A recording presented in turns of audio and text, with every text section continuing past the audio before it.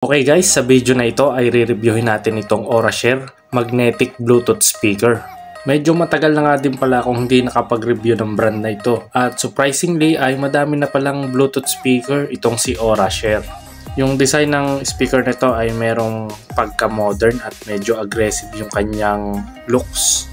Pero itong style na to ay nakita ko na sa Edifier.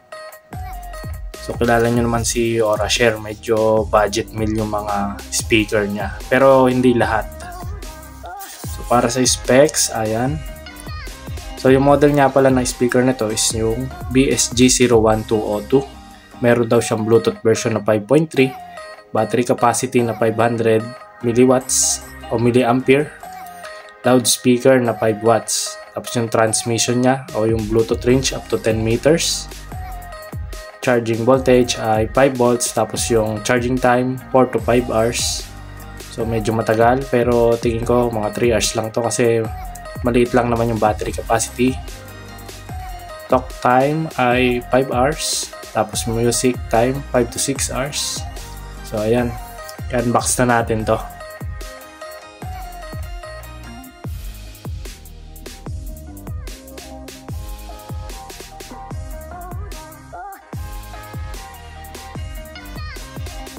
Bali, ito nga pala yung inclusion nitong speaker. So meron siyang manual, so basic manual, tapos charging cable na USB Type-C, tapos meron siyang magnetic ring, at ito naman yung ating speaker. In terms of build quality ay okay naman siya. So nandito yung kanyang charging port na Type-C. Tapos meron siya ditong brandings na Aurashare. Okay, sa ibabaw naman nandito yung kanyang speaker na may cover dito na plastic. So maganda yung pagkaka-design dito para maiba naman tayo kasi laging ng metal grill.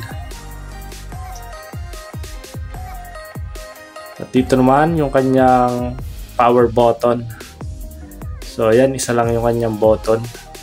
At napansin ko rin dito sa kanyang speaker ay naka neodymium yata to, o basta flat siya, wala siyang ferrite magnet, which is good naman para gumaan yung speaker. So dito sa baba nandito yung kanyang mga specs, tapos ito naman paikot na to ay made of rubber. Ito guys, meron ako ditong 20 peso coins. So ito lang yung comparison ko sa speaker size niya. So ayan, ganyan lang po talaga kaliit yung speaker. So literal na pang pocket speaker lang talaga ito. At ito naman guys yung purpose ng magnetic ring na kasama niya. So ito po ay merong double-sided tape na pwede natin i-attach sa ating mga cellphone. Ito yung example, pero hindi ko siya i-attach. Tapos pwede nyo siyang ikapit dito or dikit. So ayan, napakatindi ng magnet niya. Sobrang kapit. So bali yung magiging pormahan ng cellphone nyo ay, kung nakakapit to, ay ganito. Ayan, kung naglalaro kayo, pwedeng pwede. At kung manonood naman kayo ng movie, magsisilbi rin siyang stand kasi nakatukod siya. So, okay din tong speaker na to Maganda yung features niya. Pero kamusta naman kaya yung sound quality nito? So, dahil magnetic nga po ang ilalim nito guys, ay pwede natin po siya i-attach sa mga bakal. Hindi lang dun basta sa magnetic ring. Ito naman yung welcome tone ng speaker. So, hold lang natin ito ng at least 2 seconds.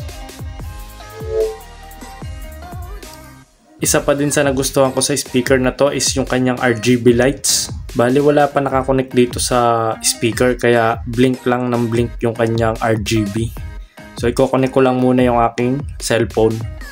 Connected na nga po ako sa ating speaker at yung pangalan niya is yung Aurashare BSG01.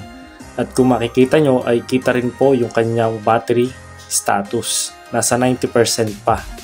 So ito nga po yung status ng speaker natin pag mayroon na nakakonect na cellphone. So bali pa iba-iba na po siya ng ilaw. At kung gusto naman po natin patayin yung kanyang RGB lights ay ipe-press lang natin itong power button ng 2 times. Ayan po, buhay pa rin yung speaker, nakapatay lang yung ilaw. So kung bubuhayin po ulit natin ay ipe-press lang po ulit natin ng 2 times. Ayun nga lang po guys, nung ginamit ko yung speaker na to ay wala na po siyang ibang animation ng lights.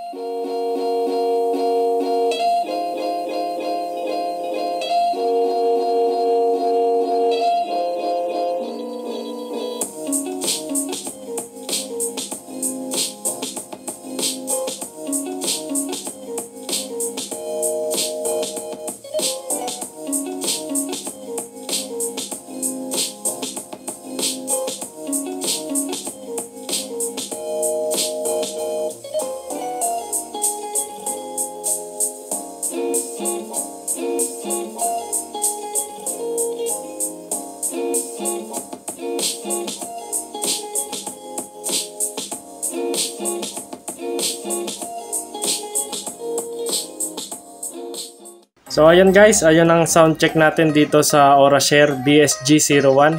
At sa palagay ko ay okay na okay din naman yung speaker na to kung naghahanap kayo ng tiny speaker. At sa price na 300 pesos ay sa palagay ko hindi na kayo lugi dito. Kung gusto nyo naman po bumili ng ganitong speaker ay ilalagay ko na lang po sa description box yung direct link ni Aurashare. So malakas din po siya. Kahit maliit ay na-impress ako lalo na sa bass niya. Kahit wala siyang passive radiator ay may bass din naman siya. So kung gusto nyo ma-improve yung sounds ng cellphone nyo, gumamit na lang kayo ng ganitong maliit na speaker. Sulit na sulit din naman to.